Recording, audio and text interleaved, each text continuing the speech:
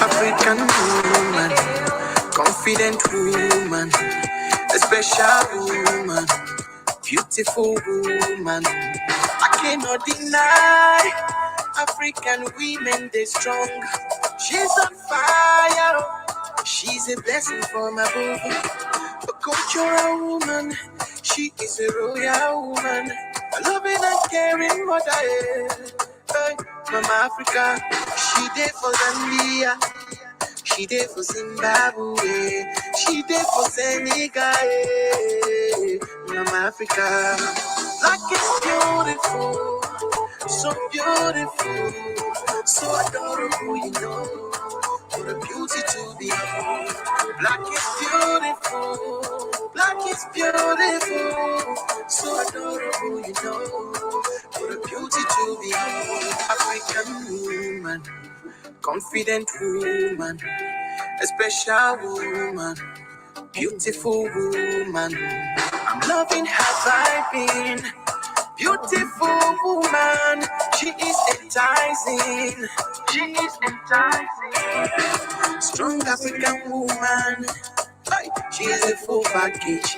Very special woman, a special kind of body with a heaven's package. Nigeria, Rwanda, Nigeria, Uganda, Africa, Mama Africa, Tanzania, Madagascar, Kenya, South Africa, Ethiopia, Namibia. We not forget Algeria, Ghana, Somalia, Angola. Black is beautiful, so beautiful, so adorable, you know. What a beauty to behold. Black is beautiful, so adorable, you know. What a beauty to behold. African woman, confident woman, a special woman, beautiful woman.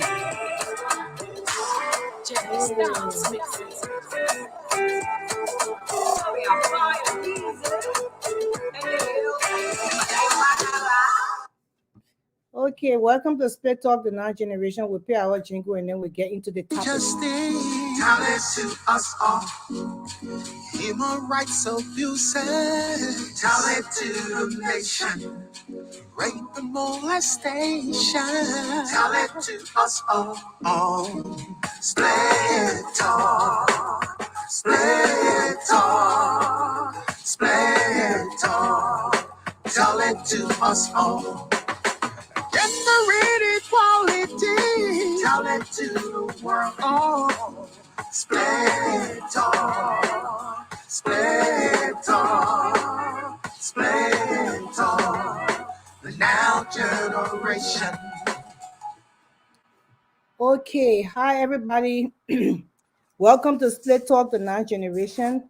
We want to welcome you to the show on this platform. We are Liberian Women Advocacy Network International.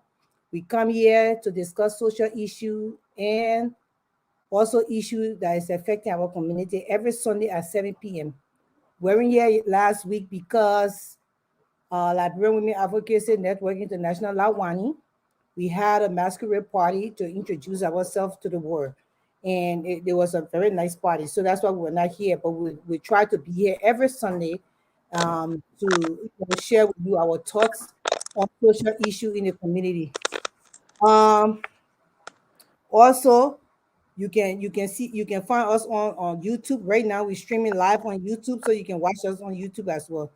And thank you for tuning in. My name is Grace Goa. I am the president of Liberian. Something making noise very. I hear the grind as he's speaking is grinding. Oh, okay. I don't know why.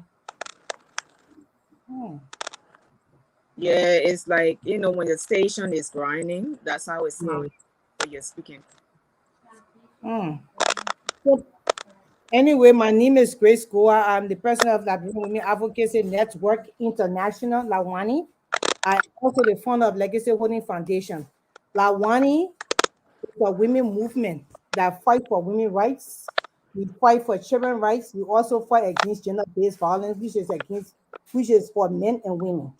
And Legacy Holding Foundation deal with education. We also deal with empowering women, especially single mothers in Liberia, to help their children go to school. So these are the things that we do in the Liberian community. Um, so as I said last week, we weren't here. I don't know why the thing is running, but it is.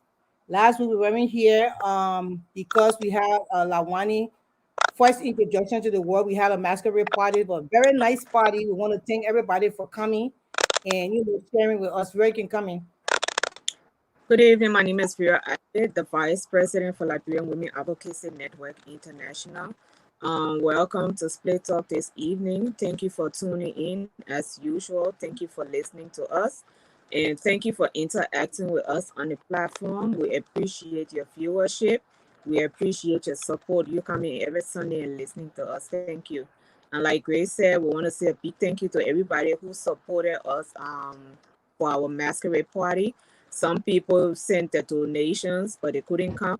Some people paid and they didn't come, but their money they asked us to use it for any charitable cause that we were involved with. And there were those who showed up in person to support us. So I want to thank everybody who participated in some form or fashion. We appreciate you as we venture into more courses. It is our expectation that you will continue to support us in the things that we do. We appreciate you and we thank you very much. All right, thank you, Vera. As you all know, we were on a topic, the perception of the family life. We were discussing the perception of the family life last week, especially with the relationship for a man and a woman. That's what we discussed last week. We were focusing on the Yima Choir case. Everybody who know the story, you were watching us last week, you know we talk about Yima Choir and Gwen Dennis Choir, Gwendolyn Dennis Choir. And the reason why we talk about that story was that because we heard it on Seji's show, Seji, who has the platform that how it looking. We heard it on Seji's show and we were concerned because it's a form of domestic violence. Domestic violence is not necessarily somebody that can slap you or the man hitting on you. Domestic violence can be emotional abuse, mental abuse, and also physical abuse. So that case, it was emotional abuse, domestic violence. So as a women group, we have the right to come here and speak about it. We call Gwen as a group, Lawani Women. We call Gwen and we asked her. We were hearing something on social media. Gwen is a legally blind person. So they consider her disabled, right? Yes. So she is disabled. So we have the right as a women group. If something's going on in our community and we hear about it and we think that we should talk about it, we have the right to call and confirm it. So we did call and confirm it and we started to talk about it. And we confirmed it with Gwen, and Gwen said, yes, most of the things that said you were saying, in fact, everything she said was the truth. And she was going through a lot of stuff. And she explained to us what was going on with her. So we talk about it. But then I had a call. He said, Nima Choir started calling people, his friends. He started calling some of his friends who called me and started telling them that, saying all kinds of things about Vera and myself and how when he see us in the street, he would insult us and he would slap us and all kinds of things he had to say. I personally don't know Nima Choir personally. I know Gwen because I went to school with her. So I know her. I don't know her husband like that. I've seen them in places and I would greet them. I would stand up because I admire the couple because she has a disability and this man was married to her and everybody thought that he was so nice to her. Little did we know that he was not nice. He was fake because he's a fake, funny man. And he said that he was going to so he would beat Vera myself and he would slap us and started lying, saying stuff about us. He know me from Ghana. You don't know me. I never seen you in Ghana. In fact, I don't even know most of y'all. I carry myself very well in Ghana and I'm proud of myself, the way I live my life in Ghana. So you have nothing to say about me, Mr. Choir. So one of your people can send a video to you. You are a BM because your friend who called me to tell me that you said all these things about Vera myself, the person gave me your information as well. You are a BM, a black money man who went to Canada and you stole from a person in Canada. And the person looking for you today, you even left baby in Canada, cheated on your wife, and went to go sleep for somebody. And if you try me, I will be the last person. That foolishness they're like bring men doing, passing around, beating on women and slapping them. The nonsense that certain women you have to do it, so you can't bring it to some of us because I will drag you to the end. I will drag you. Your life will be miserable in America. I don't even think you will even live to see the day because you will be in prison for the rest of your life. So see if you are on myself anywhere and try to attack us because we confirm our case and we are legit women organization, a movement. We are legit. We are registered here in America. If we hear abuse in the community and we confirm it, we have the right to speak about it. You have nothing to say because most of them are Liberian men. The only thing I would do is lie on women. Oh, she was this, she was that. You don't even know me. I'm not one of your concubines. I'm not one of those women you did. I look very different from them because all of them look like lion. I'm not one of them. So if you and Fred is not one of them either. So if you think you respect yourself when you meet us somewhere, come in and insult me and attack me. It will be your last time because I will dig up all your dirt because you are so fake. You are BM. I'll tell you, BM your own wife. That's what I want to tell you. You BM your own wife. Made her mother to bring you here to the States, and then you live with the people that supported you all your life. Even with disability, she supported you all your life, and then you left her. You went and had baby in Canada, and you came to America. She had to work to support the baby. Like your friend gave me the information. She was working to support the baby with her disability, and you coming to contact me. Well, who you don't even know me. You don't know me. You don't know Fred from nowhere. Fred, you won't come in. Because if I go ahead, I will make this show about him, and this show is not about him. You better be careful how you talk to people about some of us. You know that you gotta be very careful. We're well respected in the society. That your lies, you're like create about people and be carrying it around. You ain't got nothing to say about me, neither. You have nothing to say. The women that you be on, they are the prostitute because most of the women you go with, they are prostitutes. I say it. Come on. Well, we're not, like you said, we're not even going to dwell on our situation because as an advocacy group, our responsibility is to bring awareness to the situations that we come across. If there is a situation spoken of on social media, and we'll follow up with the situation and we'll verify if we have a right to speak on it, especially where there is emotional abuse or mental or physical abuse involved. So, and we did exactly what we have the right to do. We came, we verified the story. We came, we spoke about it extensively, and we said what we had to say about it. So all of the information that we put out here is the truth. So if he has a problem with it and think that because we spoke on it, that gives him the right to be physically violent towards us when he see us, he better be careful what he put out there, what he say to people, because the Liberian community is a small community. Liberia as a whole is a small country. So for you to start calling around and telling people that you're going to be physically violent towards us when you see us, he better be careful what he wish for. That's all I got to tell him. Because as for me, I never even heard a name choir in Liberia. That's my first time hearing somebody name choir. I never heard that name before, honestly, in my whole life. Of all the names I've heard in Liberia, I never heard any name called choir. It doesn't mean anything, but I just never did hear it. The first time I heard of such name, and it was on the High Looking show. I think I even mentioned it to you, and I was making fun on it. I said, oh, maybe the man is a choir master, to align, the same sound going with his name. So I don't know, for him to think that he's going to resort to physical violence. We are not some of the women who you're going to physically assault and will go in the corner and talk in the Liberian way. I'm sorry. If anybody lay hands on me or lay hands on Grace, they're going to regret the rest of their life. I can tell anybody that. You're going to regret the rest of your life. So if you are having some premeditated thought to be physically violent towards us, you better know how he coming. And that's all I have to say to that situation. We're moving on because for me, he's not even worth talking about again. So we're just moving on. Yeah, we're not going to waste our time talking about an abuser who stay with his wife and abuser all her life, going out with different women and insulting her and telling her, say you and calling her the B word and everything. After they get man brought you here, they say you won't come stop, you will attack us. We heard a story on Facebook. We are women group. We have the right to talk about it. Especially we're not one of those groups that I can just take the story and just after Seji brought the story, we confirm it. We called Gweda as a group. We wanted to hear from her and wanted to encourage her. That's what women do. We're trying to bring women together. We're trying to bring women together in the sisterhood. That when one person going through stuff, we can call them and we can talk to them and and see how best we can help them. And that's what we do. We've been doing that a lot. You don't even know us, God. You're not concerned about those things. You're just concerned about sleeping, around and doing all kinds of things and corruption and that all you're concerned about and stealing. In this day and age, your Liberian people still doing BM work, still stealing from people. Try me. America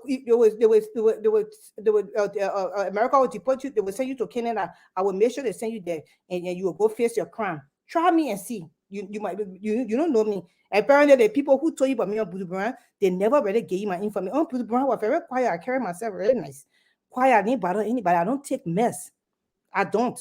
Yes, so we are women group. We have the right. We are legit group, and we are registered in America. So we have the right to talk on women's rights, especially when we confirm it with the person who going through the abuse, and they agree that yes, I am going through the abuse. So we have the right to do that. Just wanted you to know. So be careful how you're going around and talking to people, because these people you're talking to, they're calling some of us and telling us. Let me tell you, and your concubines look nothing than none of us here. Please get with the program. So we're moving on and we're moving on. We are moving on and we are moving on. And that's what we are doing. Foolishness in high places.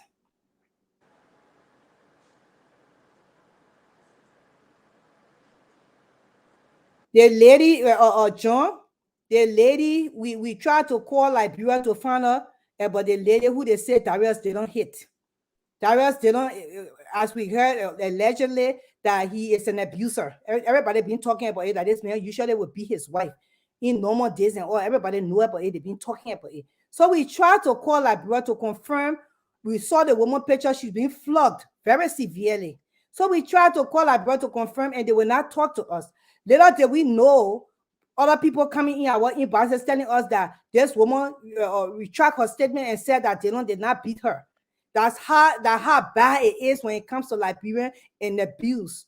These people will back the men after they brutalize them. They will back these men and say, oh, the person, that's not true. I didn't say it. Just because they call her and told her to, you better leave that thing. And you know, we all Liberian, the men are senator, don't spoil the men need. And the woman retract her statement. People like that, we don't fight for them. John, I'm talking to John or Wade. John, I know your name, the last name Wade or Wade, because you know in like broken pronounce that stuff, but in America they call it Wade. So we cannot fight, we cannot talk about her case because she retracted her statement saying that Darius did not beat her. That's what she said. She said he did not beat her, and I don't know how she got flogged severely like that, but the story was out there that she explained, and people got recording that they recorded her to explain that Darius did not beat her for his other woman or something like that. We tried to confirm with her. She is not trying to talk to anybody. People try to confirm with her. She's not trying to talk to anybody. We will not fight for women and like that. They want to be abused, where we will let them stay in their abusive relationship. Now, the people we fight for are the people when we hear it and we call them and they say, yes, it happened to me. That's the people we come and talk about. So that Darius, they don't care. We're not even talking about it. Let our woman remain in her place and continue to be flogged. She deserves it, because being flogged and not speaking about it and not bringing it to the public and not sharing your story, you take away from a little girl and you take away from another woman who wants to share their story. That's why most time people don't believe Liberian women when they come out with these things, because most of them, they lie on themselves and most of them been lying on the men. Because if she telling us that she was flogged and later on she said, oh, the men never beat her, so we don't know what to believe, and we're not coming here to fight for liars. We don't know what to believe. So if they think the boyfriend and girlfriend relationship with a man is worth their life, that the man can flog them, because the way they beat her, she will suffer from headache for a long time. And maybe it will affect her, you know, in the long run when she's getting older. So if she accept it and decide to cover up for the man because she's in love, that's her worry, my dear. We're not going to fight for people like that. Dre, you want to say anything on that case? Yeah, I mean, we fight for those and we speak up for those who want us to speak up for them if they're in an abusive situation, and we can confirm the story with them and they say, yes, it's true that I'm being abused and abused by this person, and you guys can go ahead and authorize us to come and speak on the story. We will speak on it, but the one thing we will not do is speak for someone who does not want us to speak for them, and someone who says one thing and then retracts it later. So at that point in time, we don't know what is true. Maybe she got beat up in the street by some strangers in the street. We don't know. Maybe she got abused by the senator. At this point in time, we don't know. So we're just moving along. When she wants to talk about it, she can come out. You know, she has the right to come on social media and say what she has to say, but we are moving on. Yeah, and they say she even a radio personality, so she can try to talk for herself. We're not here to talk for people who don't want to fight against these abuses and making it to feel as though letting our children know that these things are okay, that they will accept abuse. Because if she has a daughter, her daughter will think now that this is okay, the man can flog her, and later on she can come and she can how they call it, she can come and she can retract her statement and defend the man. So I mean, they didn't live their life. At this time, we don't have nothing to say about those kind of people. And We that are is moving why on. continue, that is why the abuse is so severe in Liberia among Liberian women and the youth and the girls, because when we are supposed to be speaking up when these things are happening so that change can come, people choose to cover it up because everybody want to solve things the Liberian way. Oh, the men are big shot. Oh, the men are this, he, that. You can't do this. Oh, the man married with spoil his knee with do that. But at that point in time, when that man was brutalizing you, did he think about how he was a big shot?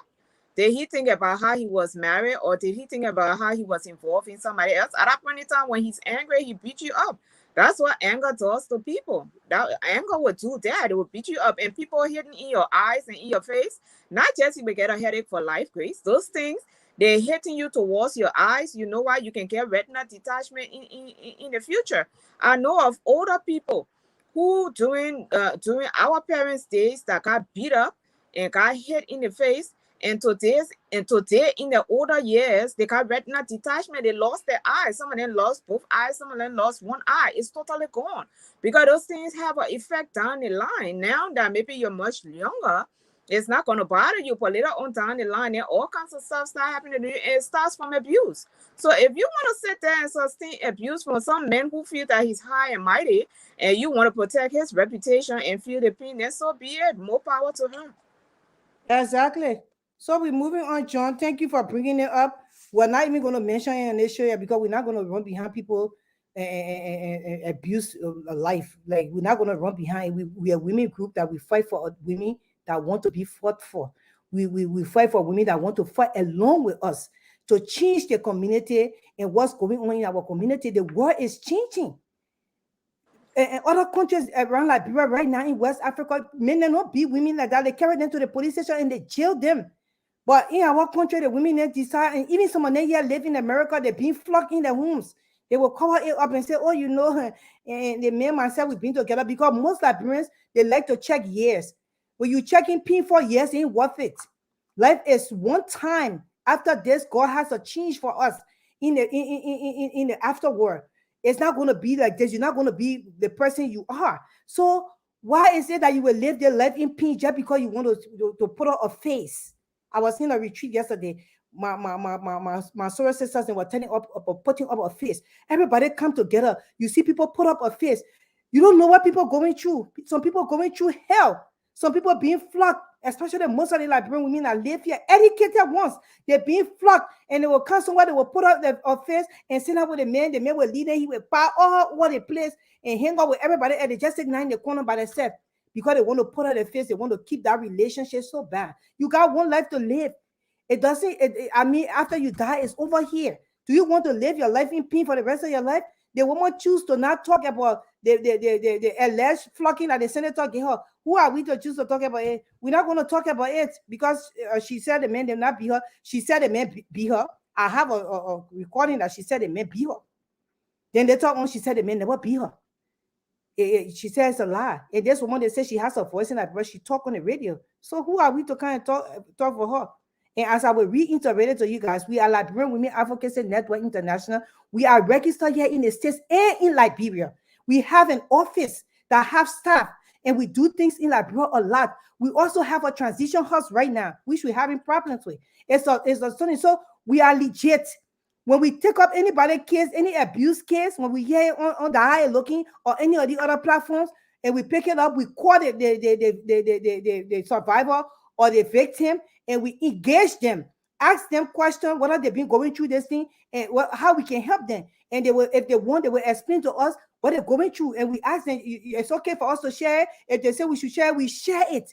And it doesn't worry anybody to come and threaten our life. Makwaya, you better mind yourself.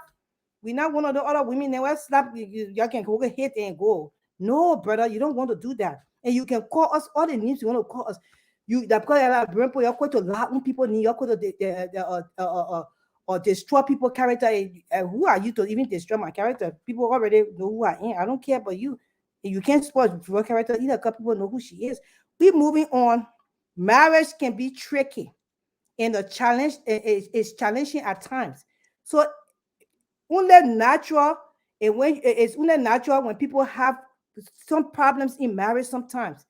No marriage is perfect. We're not sitting down here to tell you that any marriage is perfect. I don't care how you understand one another. You guys will have fights. And the fights, you don't have to make it destructive. You can make it positive. That when you talk to one another in your disagreement, you can disagree to agree. So we're not saying here when you have a small problem with your significant other, then mean that you're not supposed to be together. No. If you know how to resolve those problems, you got to work it out. People who've been together for 20 years, 30 years, they will tell you it's not an easy thing. But the power when you have to be abused, verbally abused with insults, and then the man got to be slapping you and you passing off, falling down in the top, and then when they post you, your whole eyeball, so that when they ask you, you say you fall down, oh, I hit my head, and that the man flocking you, that's the part we're telling you, say, you got to pick up your satoka and you got to leave. You cannot stay in that situation. So nobody else saying, say, marriage is something, marriage is challenging. Everybody, even people who understand God, they got people who can get along in the marriage, they understand one another. Sometimes there will be disagreement. How y'all come from that disagreement? That's the beauty of the marriage. How y'all come out of that disagreement? That is the beauty of the marriage. Y'all can sit down and talk to each other. Y'all don't talk at each other. You talk to put the person down, but you talk to them. This is how I feel after what we said to one another. And the person, maybe they will apologize if they are decent. And then you can tell the person can also tell you, say, this is how I feel after the disagreement. You can apologize.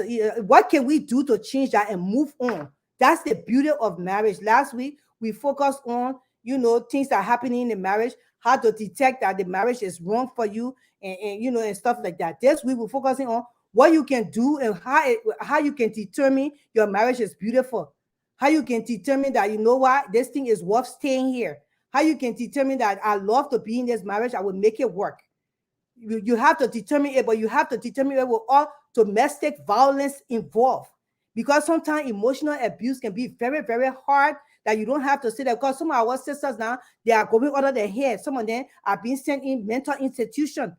Some of them is mentally ill. Some of them, they are mentally ill because of the emotional abuse. When you reach into that stage, they may even got to hit you on that part. That the time you just need to go before you get crazy, because there's another man out there that will really want you and he will treat you like a queen. But if you stay in one place forever, you say, oh yeah, because 50-50 is just the new 30. Just so you know, 50 is the new 30. You can move on and you can find somebody to love you. Fred, you can come in. And I think with staying in a marriage, like you said, marriage is difficult because it's like two different personalities coming together. It sometimes once every now and then I've heard of a story where people come together and they are similar. But for the most part of it, when two people coming together, they are two different set of characters, two different set of thought process. Everything is different. So it's the two different sides colliding, coming together to become one unit. So it's gonna be a difficult thing because everybody from the one person from the other side have to give up something. The other person from the other side have to give us something for it to be cohesive, for you to come together as one. And that's why the Bible says, how can two walk if they don't agree?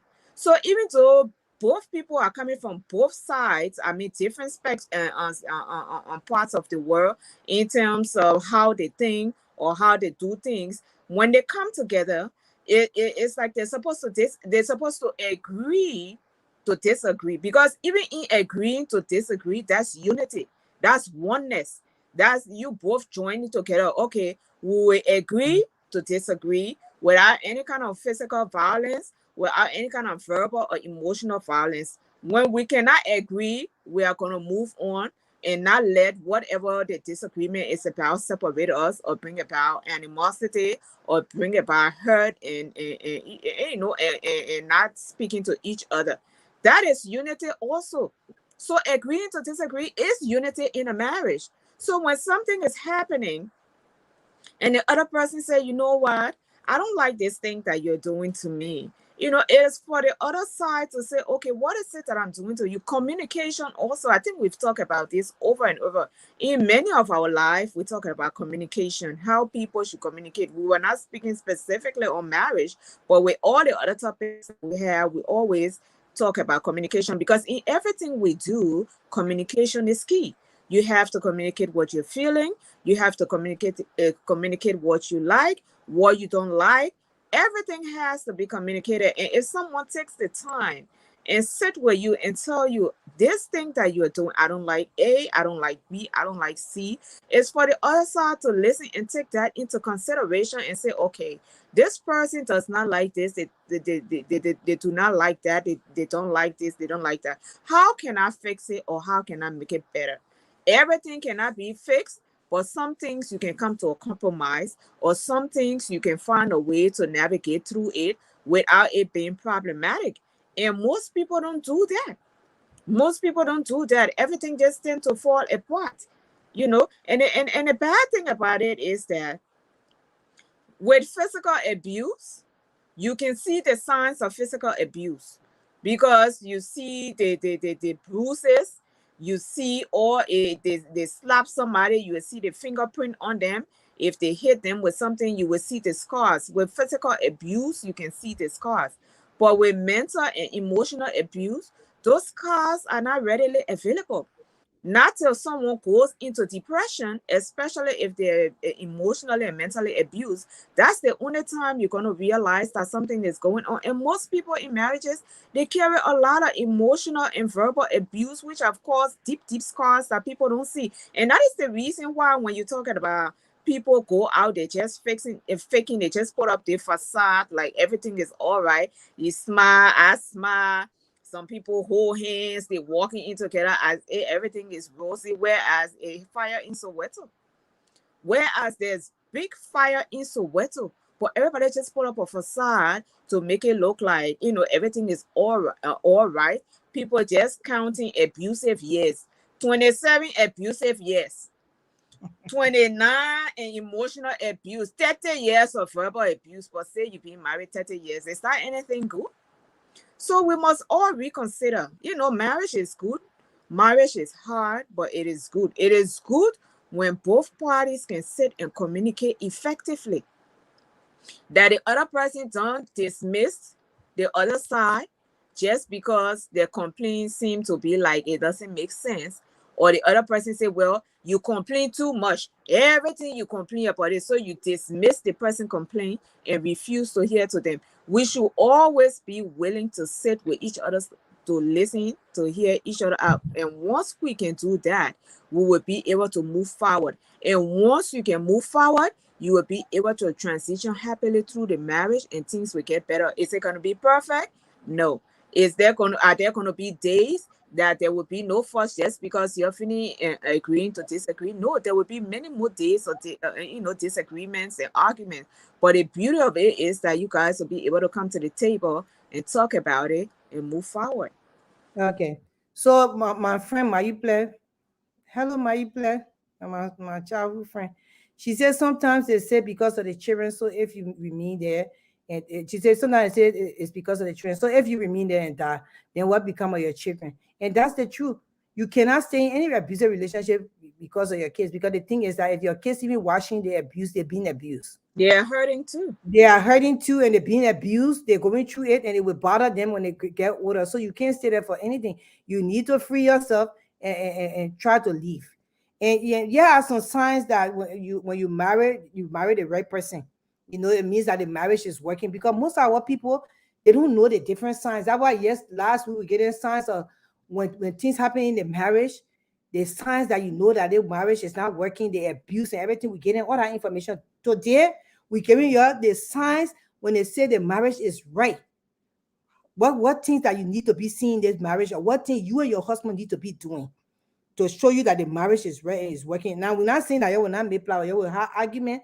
No marriage can say, oh yeah, we disagree, but we don't have a good disagreement. No, people don't make play in marriages. People that have argument, they don't argue and they can make flower. But how you come back from the flower, that the beauty of the marriage, you can sit down and you can fix it and move on. And forgiveness is a process as well. So you spend time together doing things both that both of you enjoy. That's a sign of a good marriage. When you're together and you can spend some time together and doing things that both of you enjoy, the relationship is full of happiness more than the chaos. Then you know that you're on the right track. Because in marriage, you have to compromise. You know, some of the things that you would like to do, I let doing it. And some of the things I let to do, you are saying you let doing it. But at least we can try to do each other thing once, you do my own a little bit, I do your own a little bit, and then the marriage will start getting, because I will feel that what, at least my husband can do something with me that he don't like to do. Like I like to go and watch all the respect, or how they call her, Aretha Franklin. I'm going to the movie to watch Respect. I asked my husband, I said, you go with me. He doesn't like movie like that, but he just got to go with me because he has to compromise, because I want to watch Respect and I want to watch it with him. So he has to compromise, although he doesn't like that movie, because he liked the kind of, action movie fighting. They be punching each other. And I said, me, I don't like I don't like that kind of movie. So for myself, sometimes I can just sit down and watch it and can be closing my eye or inside, because we have to compromise to be able to live a happy life. You will not meet somebody all the time that you got the same behavior. In fact, never. Everybody different. So you have to compromise. Going to the movies like that, how I explained, and doing other things. The person, they don't like to go driving in the night. You let driving in the night, but they will compromise and say, you know what? Say my wife let driving in the night. I would get in the car with her and would drive and just take a quiet drive if she want me to come. That's the beauty of marriage. You have to be able to compromise. You have to spend time together. It's important for you to bond. You cannot be married, the person you ain't spending no time together, like that, then the love start to go away. So you got to spend time together to be able to bond. If you really want to say anything concerning that? No, I mean, you're absolutely right. What you said, time spent together will only bring you closer. The more time you spend apart, the more you're going to become separate and get involved in separate activities. And the rift will just start to grow wider and wider. So it's always a good idea. Like you said, we all might not like each other's activity, but take time out for the other person's activity, just like they would take time out for your activity. Yeah, and the sex got to do it too. Sometimes you don't like the sex. The man too, he like the sex thing. So you got to compromise. Okay, baby, say he like the sex at 7 days, we will put it on the calendar. Monday, Wednesday, Thursday, Monday, Wednesday, Thursday, and Saturday. The other day, then we just leave me like that. So because I want to do it every day. Because the mentality said, me, I like sex every day. And you say, oh, me, I don't like sex every day.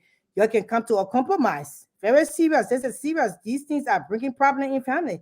You can come to a compromise. Say you like it, you like too much of sex, and I don't like it like that. We were put on the calendar. One woman, I was watching a show on TV. The people who very, very well organized. They were showing it on TV. They got some people who very well organized. They were showing it on TV. So the man said he was so organized until they can write about it. He liked the sex every day. He liked quickie. And she said no, she didn't like sex every day, but when she do it, she liked to have sex, romantic in why she wants to be romantic, and they would get down on it and stuff like that. So they decided, since she's so organized, she had a calendar, and it was so funny. They were showing it on the international TV. She put the days then down. They had 7 days in a week. She decided they would do it 4 times. So the man said, but I like working 4 times too short. So that 7 days we'll do it 5 times.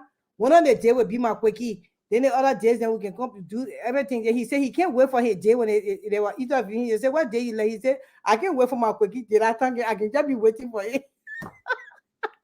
He said, I can just be waiting for it. So that a compromise, if you have to pick out a calendar and write that down for your marriage to work, sister, you need to do it. Brother, man, you need to do it. It's important because marriage is an institution. It's not an easy institution to be in. It's not. You see people who they're in love for 20 years that they put work into it. It just never happened. They never relax. If they put work into the marriage on both sides, everybody will have to do their part. So that one of the things that you look at your marriage and say, wow, it's a sign of you're marrying into the right, you married to the right person and you're doing the right thing for your marriage to work. The second sign is you can also spend time apart. So just you can spend time together, you need to spend time apart because you're an individual and that person is an individual. You're even the twins they were born, they put someone they can be joined. Oh, they stuck. They can be going from place to place for the put to cut them because everybody got an individuality. So you need to spend time apart. While you enjoy spending time together, you also need to live separate lives. You have no problem if he goes to football. If your husband let to go to the football game, you shouldn't have problem with it. When that time comes for him to go to the football game, let the man go to the football game. You sit down home and watch your reality TV. When it's time for you to go do your girls' night or with your friends, then he too he should let you go do your girls' night or with your friends because you will have no problem with it. That's a time of a beautiful marriage, and it means that your marriage working. Y'all can spend time together, and y'all can also spend time apart. Nobody will be fighting. Say, where you at now? Ever say y'all when you coming home? Cheer. It been 4 hours. Leave the man, let the man enjoy. When the woman go, you leave her, let her enjoy. The trust part of the relationship will how you're going because you will not even care because that trust is there that your wife not going to do anything. You do your wife got to trusting her heart that her husband is not going to do anything. Now you have to lay the basis down for trust. So it means that you already got trust in the relationship. Everybody trusts each other, so you're not even worried. If I want to make come home and say, oh, you can't. Oh, I tell you, I'm going to stay longer because you want your husband to go there and have fun outside. And that's the sign of a beautiful marriage. You want Kanye to say anything about that? Yeah, everybody need a me time. I think we'll talk about it in this thing couple of months, like months ago. We'll talk about it. Everybody need that time of solitude, that time by themselves to do whatever it is they want to do. And the bottom line, like you said, is trust. The word is trust. If you trust somebody, you're not going to have any issues with them wanting to go hang out with their friends or even wanting to go hang out with their sister, their brother, or co-worker. You wouldn't have an issue because you trust the person to do the right thing. The person, especially if the person have not violated the relationship in any way, they haven't given you no reason not to trust them. There is no reason why you have to keep a lid on them. I know of people who in a relationship, who the relationship there hasn't been any violation on the other person's part, but yet and still there was a tracker. The guy or the man took a tracker and put it on his wife's car to track her to see everywhere that she was going. This woman has not violated the relationship anyhow. She has been good in the relationship. Everything is going, everything is fine. But why would you put a tracker on her car? So if she to the mall, you want to know if she to the mall.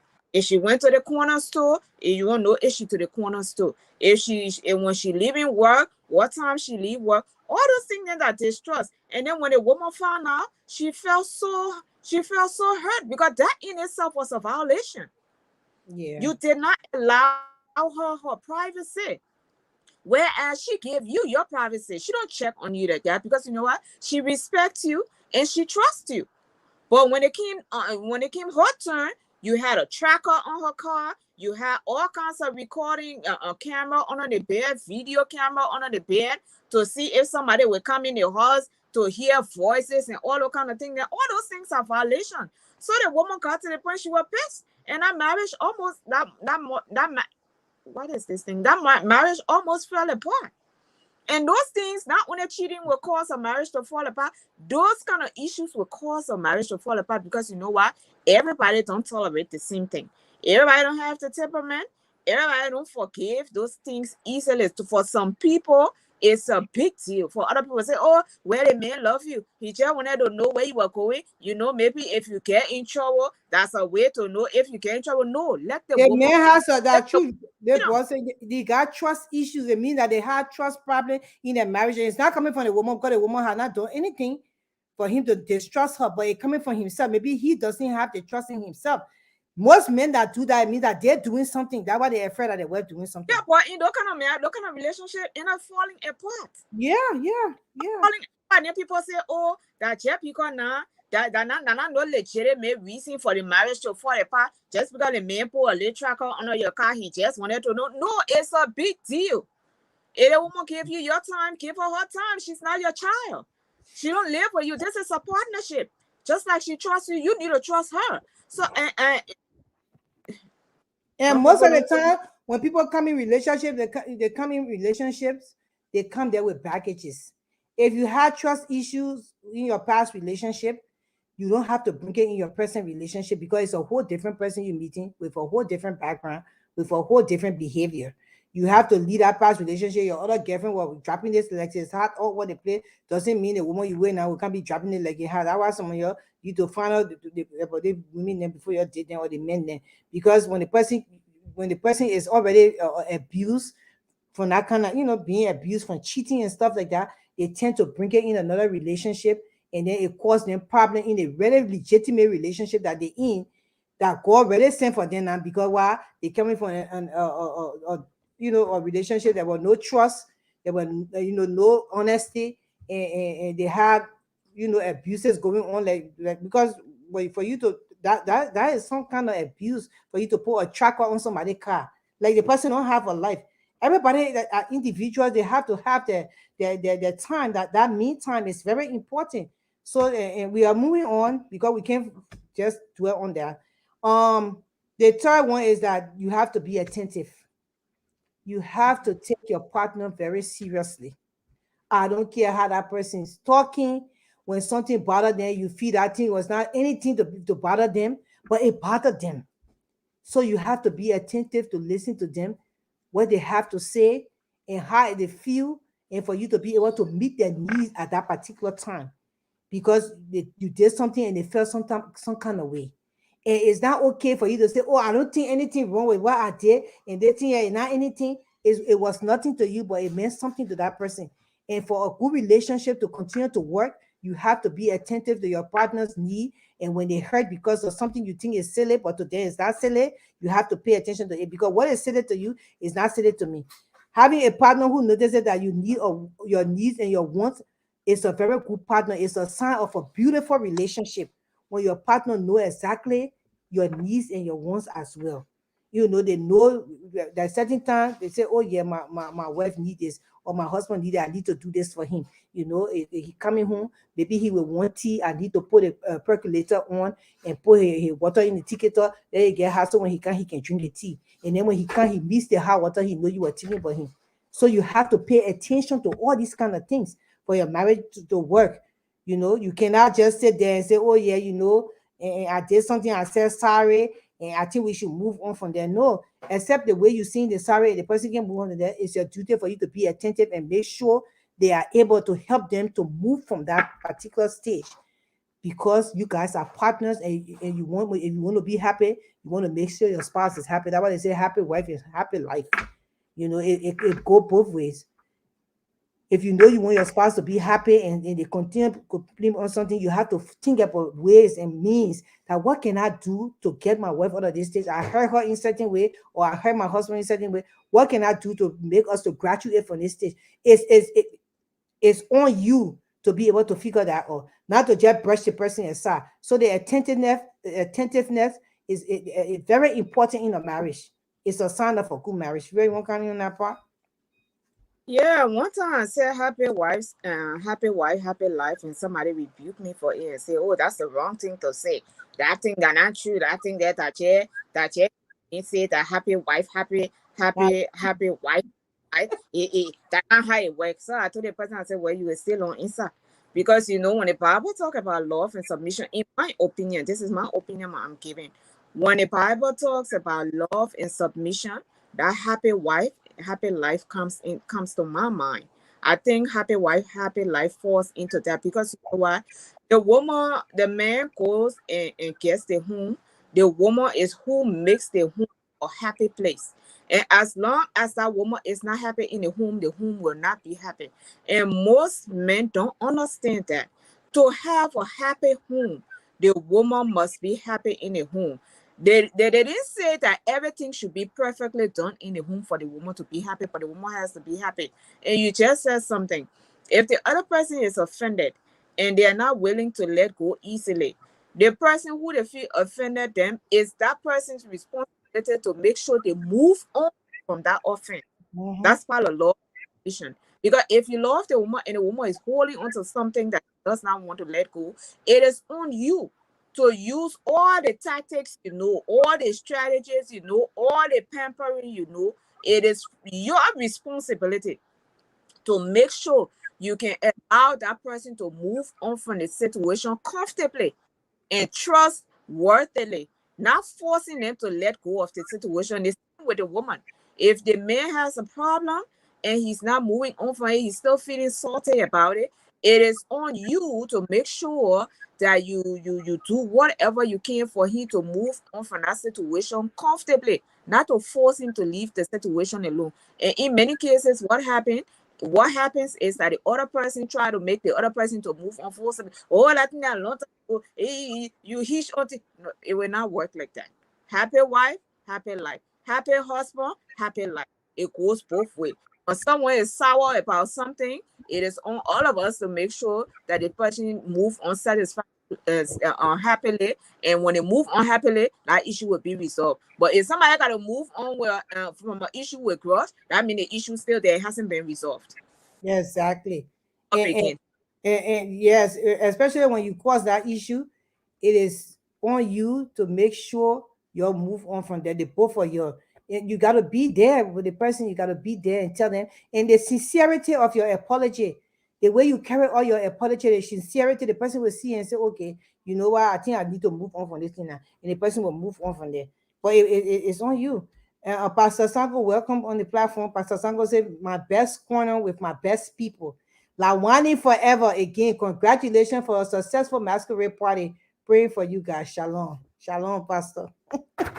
So the next thing is, but the signs that your marriage is really working. The signs that your marriage is really working. These kind of signs you want to see them positively in your marriage. I know Dana just were giving all things that communication and stuff like that. We talked about that last week, Dana. We talked about things that you need to do. So now we're talking about the signs that will be showing in the marriage that your marriage is really working. And propaganda, oh yeah, you know that Kalana will wait for to have sex. We're talking about you compromising, you Popo, and King, I ain't even calling you Popo. We're talking about compromising. Yeah, we know you can't wait for calendar time, but if you like it every day, the woman don't like it every day, you have to decide which days they will do it. So everybody can be satisfied. It's not about you. Your men and your let to make it about you. It's not about you. Everybody got a part in the whole thing. So you have to compromise. So if you have to ready on the calendar, you will ready on the calendar. If you want your marriage to be happy, that's what we're talking about. But what's putting it on the calendar when everything else can go on the calendar? When you're planning vacation, you put it on the calendar. When before school open, you put it on the calendar. And you gotta go do shopping for the children, you put it on the calendar. What wrong with putting that one on the calendar? That's a question for King. But anyway, we're moving on.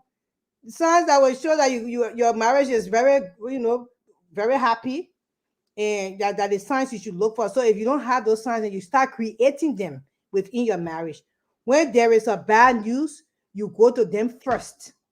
When you're in a marriage and you got a bad news, just how you got good news, you can go to your partner when you got bad news, who you will call first. When you're in a relationship and you have a news that really affecting you and you can't even call your husband to tell him that news, then you must start asking yourself questions. Say, cheer.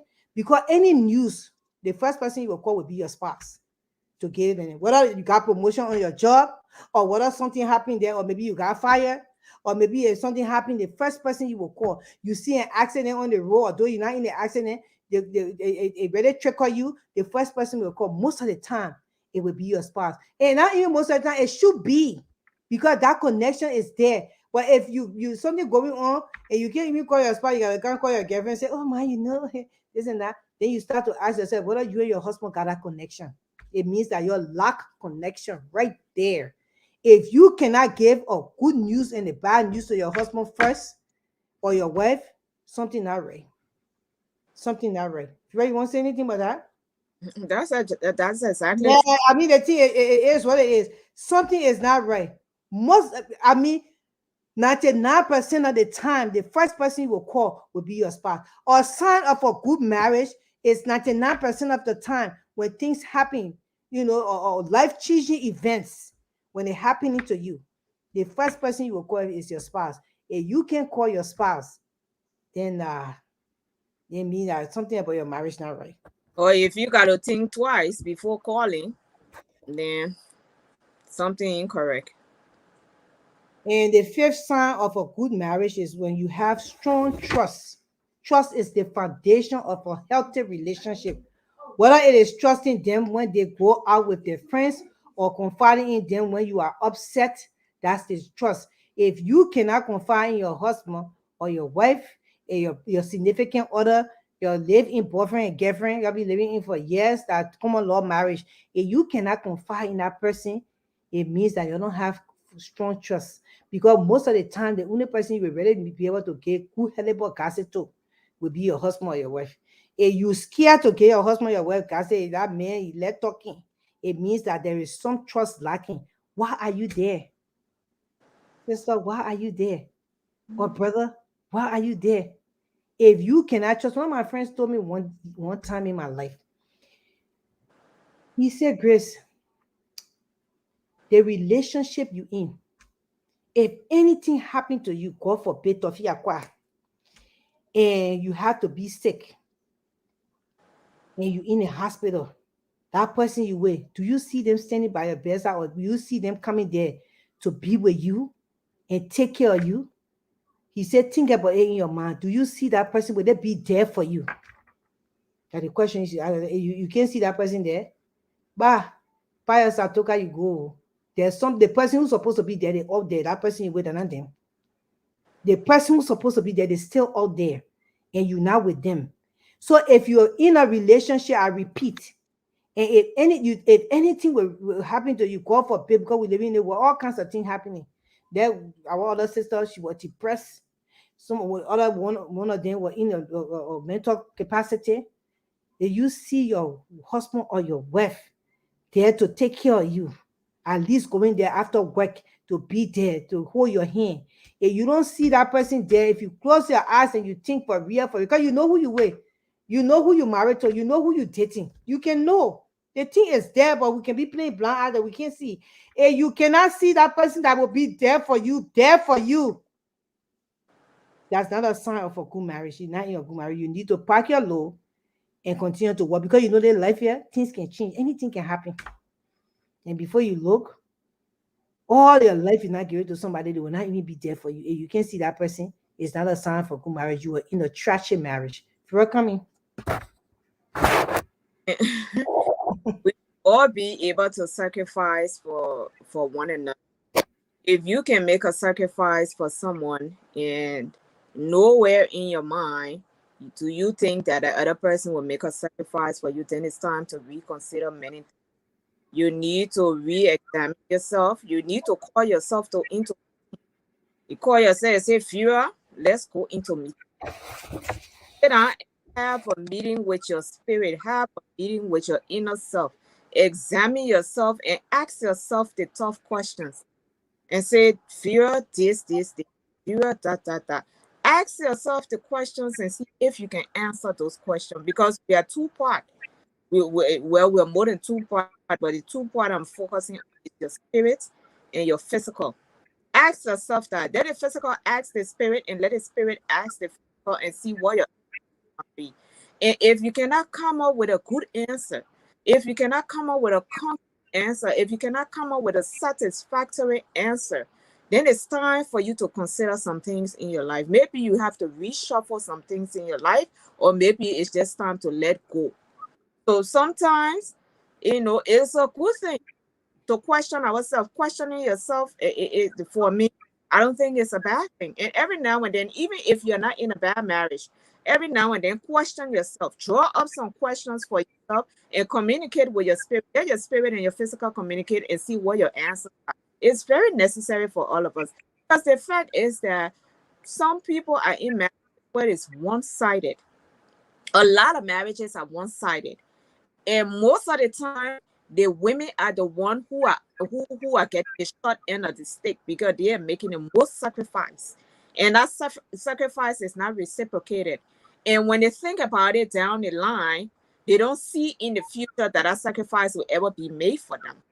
So, if you see yourself in such situation, I had somebody to ask me to tell me a story. They were going through some really, really tough time in a marriage, and the person said to me that, everything that I do and everything that I'm doing, if push come to shove, just what you said, Grace, if push come to shove and today I drop and die, or I drop and become disabled, see nowhere in the future that my spouse will be able to be there for me. As a matter of fact, I think that if something happens to me, he's gonna take off and leave.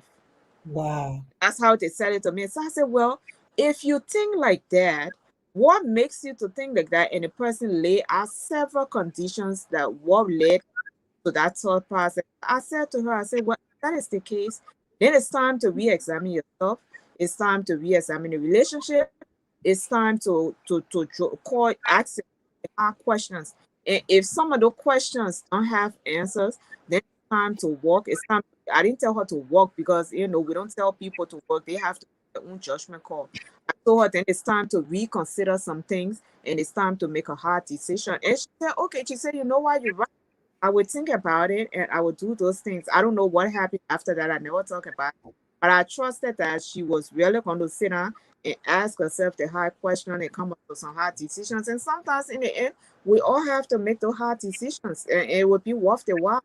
Don't be afraid of change. It might look scary, but at the end of the day, you got to do what's right. So, Popo is asking here, what about the polygamist to only one wife? You're only talking about one wife. We are Africans, man. Look, let me tell you, King, we're talking about a man and his wife, a woman and her fiance, and a woman and her live-in husband. We are Christians on the platform. We are not going to talk about polygamy. We are not going to talk about the men that are dating 3, 4 women. This is not a platform for that. We are Christians that believe in a man have a wife and the wife have a husband, one man to a woman. That's what we believe in. Go find the other platform and I do not polygamy thing. It's not us. But We are Africans, but we don't believe in that. We have our own belief. The Bible says that the man will leave his father and his mother, and he will cleave to his wife, and it will become one flesh. They say he will cleave to his wives. No, they never said that. Go ahead, bro. and besides, those people who are in the relationship with the polygamist, they agree to it. So if they agree to it, no complaint there. They choose to live like that, Grace. They agree to that lifestyle. So what's there to complain Yeah, about? but we're not going to talk about their lifestyle. We're All not going right. to talk about their lifestyle. We are going to talk about the lifestyle that we know, that we grew up with. We came from Christian foundations, and that's what we're talking about. We don't believe a man should have 3 wives. I don't care what the case may be. We don't believe it. The Bible did not say that, so we are not going to discuss that. The sixth way, I think we'll continue this thing again next week because we're not going to finish this. There's 6 ways that you will know that you have a good sign or that signs in your marriage. The 6th sign that you will know your marriage is a good marriage. Let me say that is when you are physically affectionate with one another. Affection is very, very, very important. People don't know that. Some people they are not affectionate. I mean, they just not. They never grew up that way and stuff like that. But when you're in a marriage, you have to compromise, as I said. So at least you can get 50% of affection your wife is looking for. It's very important.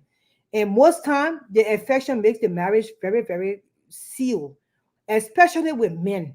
As I was researching, they said most men they like their wife to be affectionate to them, and it gave them more security in the marriage. It makes them not to want to look out there to another woman at all because they're getting that affection from their wife. It's when I say affection, because most of the people say, as soon as they say affection, and then they go lay down for you, they're squeezing the motor for you, they haven't said no, they're not the affection I'm talking about. I'm talking about, caring for your partner. Like if your husband come home and you ask him how was work today, you hug him, you give him a kiss. Sometimes when you're driving the car, you hold hands. When you go out, to run other women away, the man sit down close to his wife. He's not leaving the position and walking all what they play looking for what he lost. He sit closer with his wife and even maybe put a hand around his woman so people can know that they are together. That affection, the woman to do the same to her husband. You call your husband toenails. You love it, bro. You call her fingernails. You get him kiss on his forehead. While he laying down in the bed, sometimes you ain't even doing nothing. He's sleeping. You can kiss him on his lips just to show him the reassuring. So when he getting that, it will be hard for him to want to see anybody out there because the affection from a woman, especially, it brings the relationship closer. So you show affection because most of y'all Liberian women there, when the man tells you, he got to tell me first.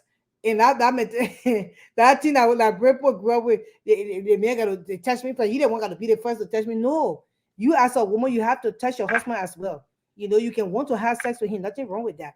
You can tell him, say, honey, tonight I want to have sex today. We're getting down on it. And you can do that. It makes the man feel, that he's really wanted. And it's important to seal the relationship. So affection is very good. With any relationship, affection is very good. You got to show them that you care. You got to show them that you feeling them. You got to tell your husband he looking hot. You gotta tell him he looking hot and stuff like that. You gotta kiss him sometime when he not expecting it. When you're sitting in the car, you gotta hold his hand. When you're walking in the mall, you gotta hold his hand sometime. You gotta put his hand around you. You put your hand around his waist. All those things are affectionate. It makes the relationship, the bond stronger. Ray, you want to come in? Oh, Sonny Stucco. Let me remove her. She will come back. So affection is very important in the relationship.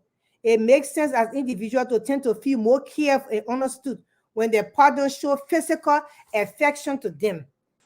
If physical affection is a sweet thing, I am very affectionate. I can always tell brother, my husband is kind of lucky that he married me because I'm very affectionate. I mean, I kiss him everywhere. I rub his hair. Sometimes I put his hair in my bosom. And he likes that. It makes the relation, the bond stronger. If you really want to come in and say anything before we move on there. Yeah, I just wanted to say that yes, it's good to be affectionate, but you gotta be careful with those who. And I was just gonna come from the opposite side. Everything you said about affection is true, but then there are those. Oh, you stuck again, girl. Yes, if Ro come back, she having technical difficulty. She will be back. But affection is very good for the relationship, especially when it's coming from the woman. Most of the time, it helps to see your relationship, your husband, the kind of affection you will show him. Is not when I keep on reiterating. It's not all about sex when it comes to affection. Affection would be other things that you show your husband away from sex. The love that you show him, rubbing his chest, kissing him on his cheek, doing all kinds of things, rubbing his hair, put his hair in your chest, the kind of the things like that. You show that kind of love and affection is important for the relationship. When you get that kind, you guys have that kind of bond. Nobody can come between you easily. Nobody. So you need to show affection. Uh, yeah. I'm moving through again. You need to show affection. She will come back and say something about affection. I'm moving on. The seventh thing is that okay, it seems that she on now. Okay, no, she's not. Mm-mm. The seventh thing is that you don't expect people to change overnight. So we come into the relationship. We come into the relationship. We all got something going on that somebody else don't like. You know, even right on the Facebook. Yeah, you come on Facebook, you put a picture there. Some people just already hate you. Everybody, people can't stand some people, and even in relationship, you're in love with the person, but sometimes some things that they do you don't like. But you don't expect them to change overnight. So it's a work in progress.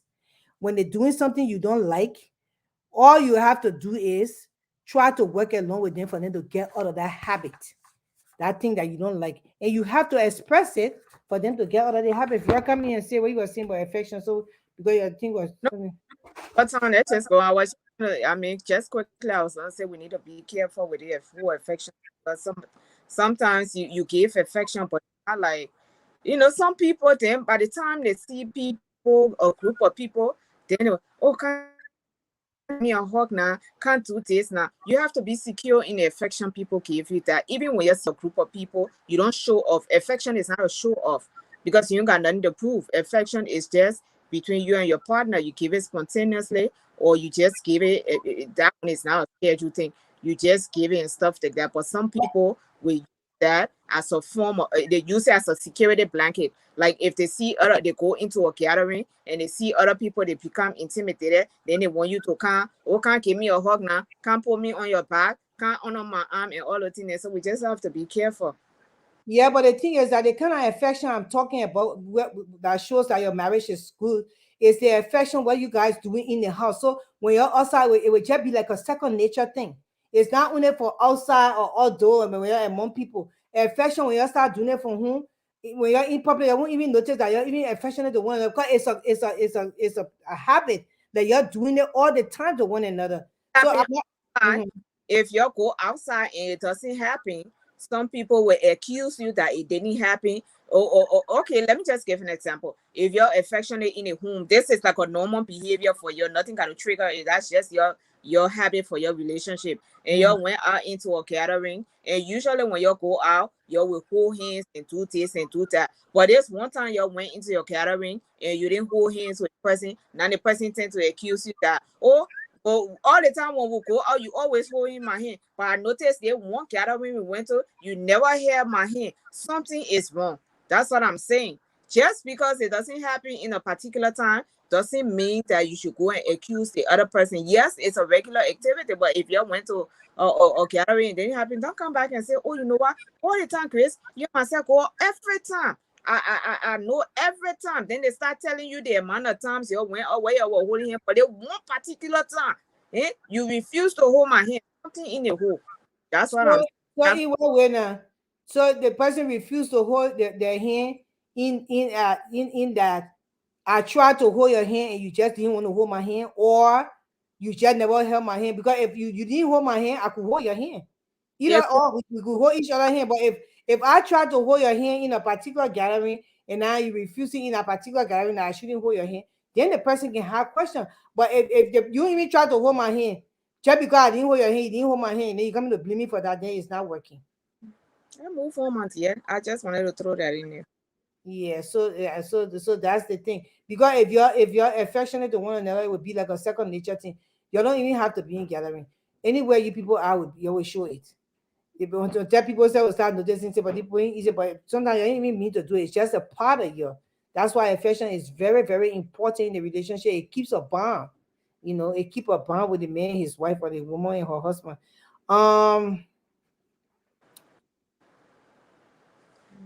Yeah, while I was discussing that in a relationship, sometimes everybody, when we all have different behaviors, and we all have some quacks and bad habits that we need to work on. So when you come in a relationship, especially when you're coming to marriage and things, some people got some ways that you will not like. You too, you got some ways your husband will not like, and your husband got some ways that you will not like. But you love one another though. Those ways are not high enough that you can get past it. You know, it doesn't stop the love that you have for each other. But how you people can work against those ways, like, you know, you can help the person to change those ways so that you can be able to be with them.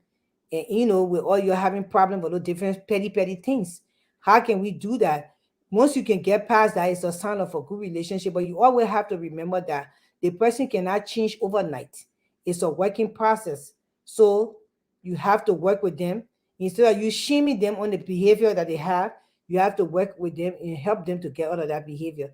That's what love is about. So that's a good sign of a relationship, and you can do that. Because some people you meet them, they let to blow their nose, or when they play anywhere you're at, they blowing their nose. Say, how you blowing your nose too much? Sometimes we improper, you doing it. How we can help you to stop that? You know, take your time. Maybe you could go in the bathroom. You know, find ways. Now you probably just let to blow your nose all the time. You start to make them shame. Then you know, everybody got some bad habit that they come with. You know, I just use that as an example, but other things that they would do that you don't like, how you can work together for the person to get out of that habit instead of you shaming them because of the habit that they're in. Because remember, in a marriage here, it's a work in progress, and the two of you got to work towards everything, because that's what love is all about. You want to come in, not bro? So if you tell the person in the nicest way possible, the person don't see anything wrong with it because that's how they grew up. If somebody just spit in the street, there are low floor people in like every time you tell them it's spitting all in the street, and say I don't think that is a good habit. I don't think that that's decent. And no, don't do it again. You tell them in the nicest way possible. And person tell you, say, well, I don't see anything wrong with that. It's spit in my mouth. Why I can't spit?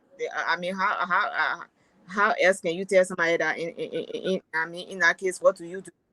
But that is not a good sign. That is not a sign of a good marriage. Then the marriage is not good, because when you love somebody, you'll be willing to do almost anything that is positive to make the relationship work.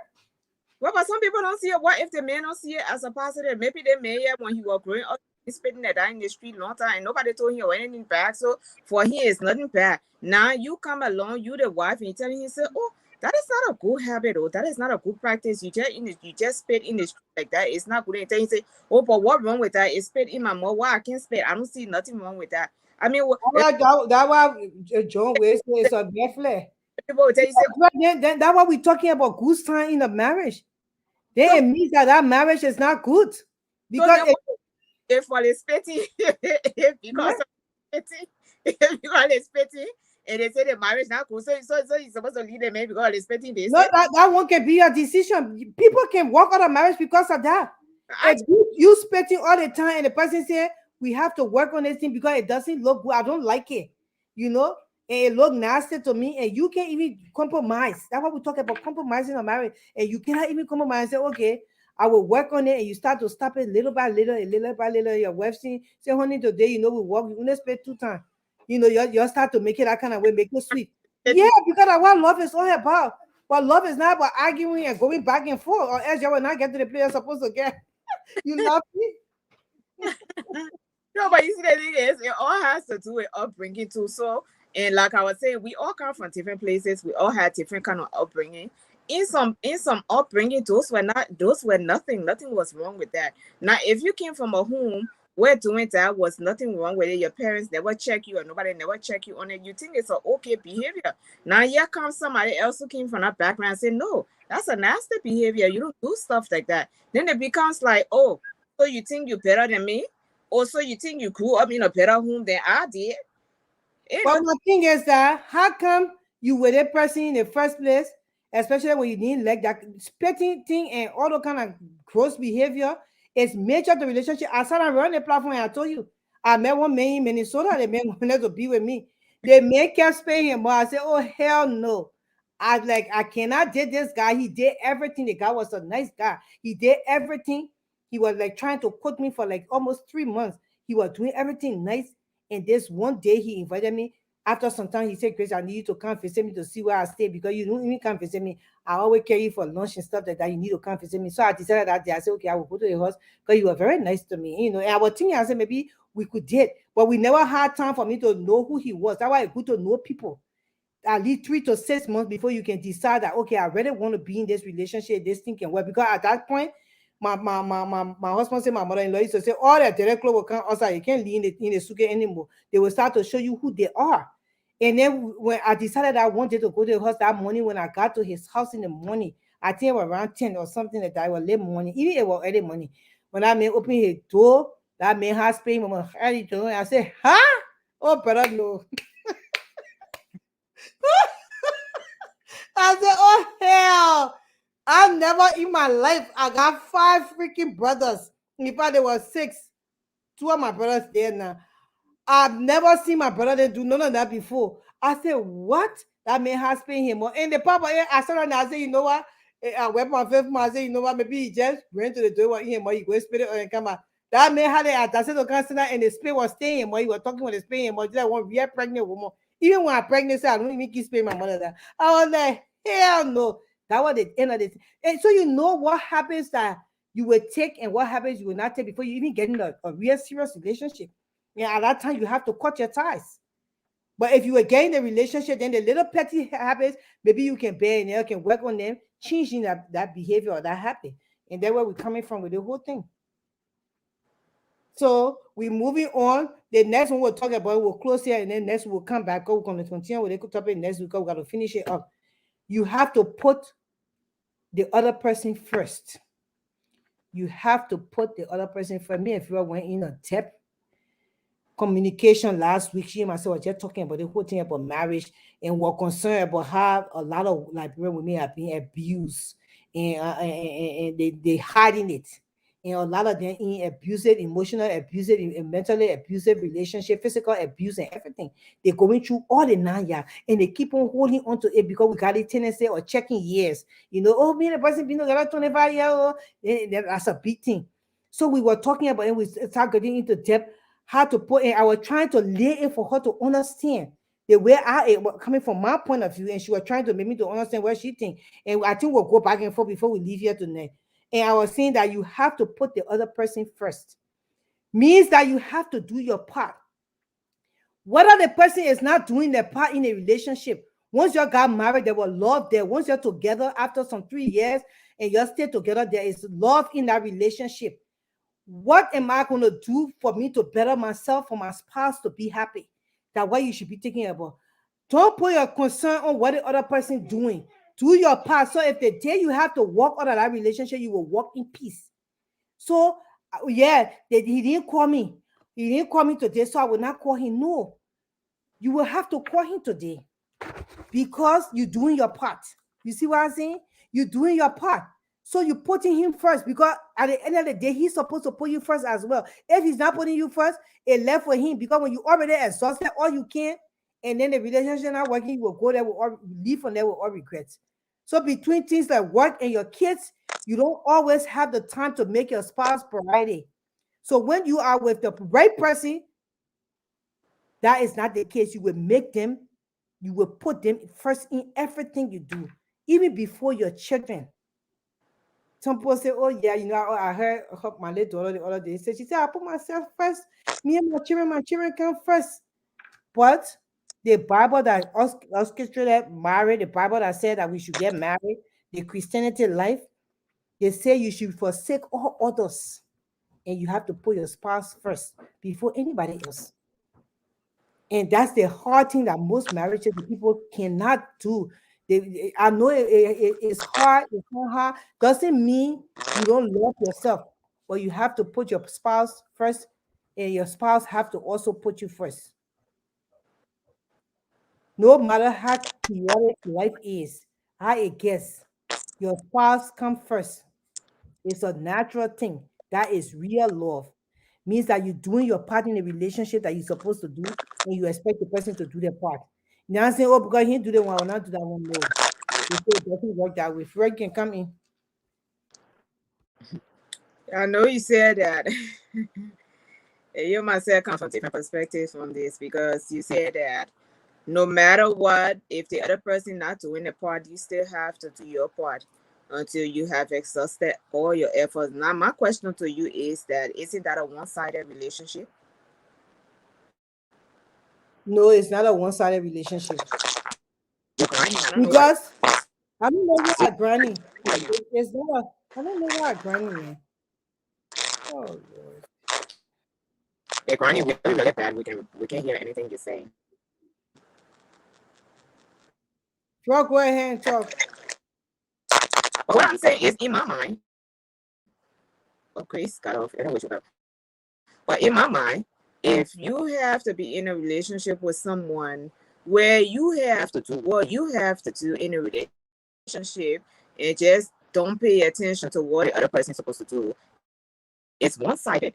And a relationship is not supposed to be one-sided. It's supposed to be a both-sided relationship. Just as much effort as I'm putting in a relationship, the other person is supposed to be putting the same effort at the same time. But to say that I should put in an effort because I have to put the other person Fred, so I should put in you the have to effort. remove your, you're talking fast. Guys, we have to go. We'll come back here next week. Something wrong with our whole, we're having technical difficulty. Right, you know we're having technical difficulty, right? Yeah, because I can't be a Yeah, your voice running. Your voice is running. Like, so we'll be here next week. We thank you for watching. Have a good rest of your week. God bless you.